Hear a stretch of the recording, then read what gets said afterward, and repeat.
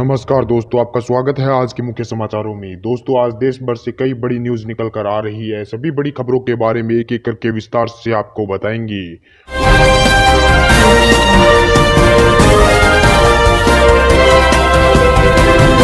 बॉलीवुड के सुपरस्टार अमिताभ बच्चन और उनके बेटे अभिषेक बच्चन को हुआ कोरोना वायरस। दोनों को किया गया नानावटी अस्पताल में भर्ती। दोस्तों, आपको बता दें, काफी बड़ी खबर सामने निकल कर आई कि बॉलीवुड अभिनेता अभिषेक बच्चन और उनके पिता अमिताभ बच्चन दोनों को ही कोरोना वायरस संक्रमण पाया गया है, जिसके बाद दोनों को ही शनिवार रात मुंबई के नानावटी अस्पताल में भर्ती कराया गया है। इससे पहले भी अमिताभ बच्चन ने खुद ट्वीट कर अपने कोरोना वायरस संक्रमित पाए जाने की जानकारी ट्विटर पर दी थी। वहीं आपको बता दें कि अभिषेक बच्चन और अमिताभ बच्चन को कोरोना वायरस है, बल्कि अन्य घर के जो सदस्य हैं जया बच्चन और ऐश्वर्या राय, उनकी कोरोना वायरस की रिपोर्ट निगेटिव आई है, जबकि दोनों बाप बेटों की पॉजिटिव आई है। तो ये काफी बड़ी खबर सामने निकल कर आ रही कि बॉलीवुड के बड़े बड़े स्टार भी अब कोरोना महामारी से नहीं बच पाए। इसी बीच बढ़ते दोस्तों अगली बड़ी खबर की ओर। तो पीएम केयर फंड में अनुदान देने वाले लोगों का नामों का खुलासा क्यों नहीं करना चाहते प्रधानमंत्री? राहुल गांधी ने बोला हमला। दोस्तों, आपको बता दें कि कांग्रेस के पूर्व अध्यक्ष राहुल गांधी ने एक खबर का हवाला देते हुए शनिवार को प्रधानमंत्री मोदी से सवाल किया है कि प्रधानमंत्री मोदी पीएम केयर कोष में अनुदान देने वाले लोगों के नाम का खुलासा क्यों नहीं कर रहे हैं। राहुल गांधी ने ट्वीट कर कहा कि प्रधानमंत्री उन लोगों के नामों का खुलासा क्यों नहीं करना चाहते जिन्होंने पीएम केयर फंड में पैसा दिया है। हर कोई जानना चाहता है कि चीनी कंपनी हुबोई, Xiaomi, टिकटॉक और वन प्लस ने कितने पैसे दिए हैं, वह इस बारे में बताए और पूरी देश की जनता इसको जानना चाहती है। तो प्रधानमंत्री मोदी पर एक बार फिर से राहुल गांधी ने पीएम केयर फंड के पैसे को लेकर हमला बोला है। इसी बीच बढ़ते दोस्तों अगली बड़ी खबर की ओर। तो कोरोना महामारी के संक्रमण को देखते हुए असुद्दीन ओवैसी ने भी कराया कोरोना टेस्ट, लोगों से भी की कोरोना की जांच कराने की अपील। जी दोस्तों, आपको बता दिए काफी बड़ी खबर सामने निकल कर आ रही है कि देश भर में कोरोना वायरस के संक्रमित मरीजों की संख्या लगातार बढ़ रही है। अभी इसी बीच AIMIM के अध्यक्ष असुद्दीन ओवैसी ने शनिवार को अपने कोरोना वायरस की जांच कराई है। उनकी जांच निगेटिव आई है। इसको देखते हुए असुद्दीन ओवैसी ने आम सभी लोगों से अपील की है कि वे बिना झिझक के अपने कोरोना वायरस की टेस्ट कराएं, जिससे कि इससे महामारी रोकने में काफी फायदा होगा। तो ये काफी बड़ी अपडेट है असुद्दीन ओवैसी को लेकर। इसी बीच बढ़ते दोस्तों अगली बड़ी खबर की ओर। तो कर्नाटक में गौ हत्या पर पाबंदी के लिए जल्दी कानून लेकर आएगी भाजपा सरकार, किया है ऐलान। दोस्तों, आपको बता दें कि कर्नाटक के पशुपालन मंत्री बीजेपी नेता प्रभु चौहान ने कहा है कि राज्य में गौ हत्या, गौ मांस की बिक्री और खपत पर जल्दी प्रतिबंध लगा दिया जाएगा। भारतीय जनता पार्टी ने कर्नाटक विधानसभा चुनाव के 2018 के घोषणा पत्र में भी गौ हत्या पर पाबंदी लगाने का वादा किया था जनता से। वहीं आपको बता दें कि बीजेपी मंत्री चौहान के कार्यालय की ओर से जारी विज्ञप्ति में कहा गया है कि सरकार गौ हत्या पर पाबंदी लगाने के लिए कानून बनाने की खातिर प्रतिबद्ध है। कोरोना महामारी का संकट खत्म होते ही विशेषज्ञों की एक समिति का गठन किया जाएगा और जरूरत पड़ने पर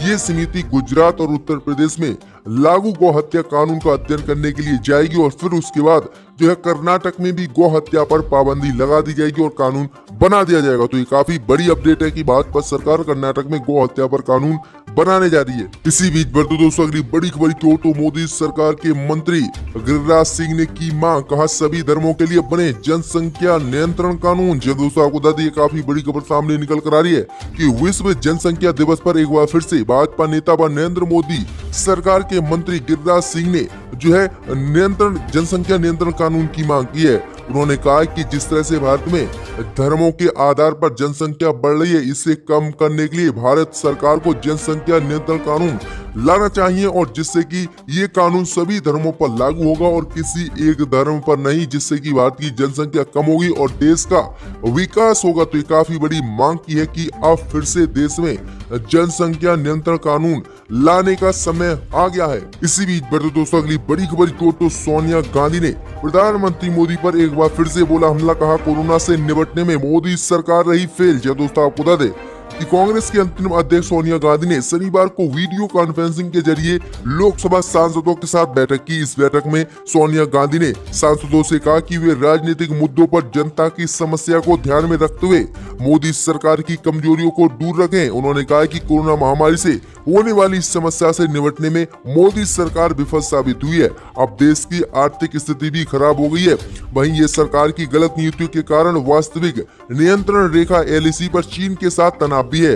आगे सोनिया गांधी ने कहा कि वर्तमान परिस्थितियों में कांग्रेस पार्टी को एक सकारात्मक विपक्ष की भूमिका निभाने के लिए तैयार रहना चाहिए। वहीं प्रधानमंत्री मोदी के कुकर्मों की वजह से ही आज हमारा देश परेशान है और कोरोना महामारी भी नहीं रुकी और वहीं चीन के साथ तनाव भी लगातार बना हुआ है। तो ये काफी बड़ा हमला आज बोला है सोनिया गांधी ने प्रधानमंत्री मोदी पर। इसी बीच बढ़ते दोस्तों अगली बड़ी खबर को तो ममता बनर्जी ने प्रधानमंत्री मोदी को लिखा खत, कहा सितंबर तक कैसे संभव हो परीक्षाएं। जी दोस्तों आपको बता दें कि पश्चिम बंगाल की मुख्यमंत्री सीएम ममता बनर्जी ने MHRD और UCG द्वारा कॉलेजों और विश्वविद्यालयों में टर्मिनल परीक्षा आयोजित करने के संबंध में संशोधित दिशा निर्देशों पर प्रधानमंत्री मोदी को एक पत्र लिखा है।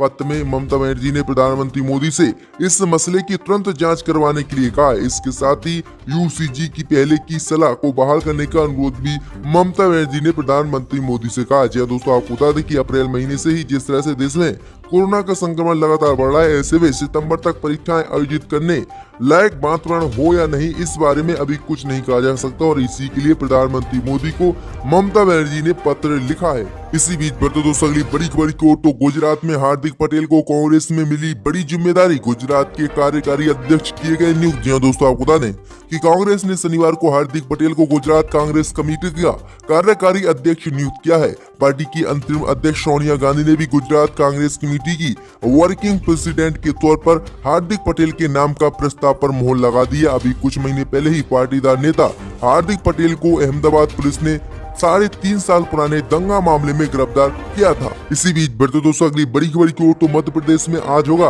मंत्रियों के विभागों का बंटवारा, सीएम शिवराज सिंह ने किया ऐलान। जब दोस्तों आपको बता दें कि मध्य प्रदेश के मुख्यमंत्री शिवराज सिंह चौहान ने शनिवार को कहा कि वह अपने मंत्रियों को विभागों का आवंटन रविवार को करेंगे। शपथ लेने के 9 दिन बाद भी मंत्रियों का विभागों का आवंटन बंटवारा नहीं हुआ था, क्योंकि सिंधिया लगातार अपने खेमे के मंत्रियों के लिए विभागों के बंटवारे की खींचातान में लगे हुए थे और इसी को लेकर बीजेपी मंत्री ने भी दावा किया था कि सिंधिया की वजह से ही अभी तक जो है विभागों का बंटवारा नहीं हुआ है। वहीं आपको बता दें कि कांग्रेस की तरफ से भी हमला बोला गया था कि सौदे के तहत विभागों का बंटवारा होगा और सौदे के तहत ही सरकार बीजेपी ने मध्य प्रदेश में बनाई है। अब इसी को लेकर मध्य प्रदेश के मुख्यमंत्री शिवराज सिंह चौहान ने साफ कह दिया है कि रविवार यानी आज मंत्रियों के विभागों का बंटवारा किया जाएगा। तो ये काफी बड़ी अपडेट है, देखते हैं कि किस किस को कौन सा विभाग मिलता है। इसी बीच बढ़ते दोस्तों अगली बड़ी खबर को तो शिवसेना की विपक्ष को नसीहत, विकास दुबे के एनकाउंटर पर ना बहाएं आंसू। जहां दोस्तों आपको बता दें कि शिवसेना नेता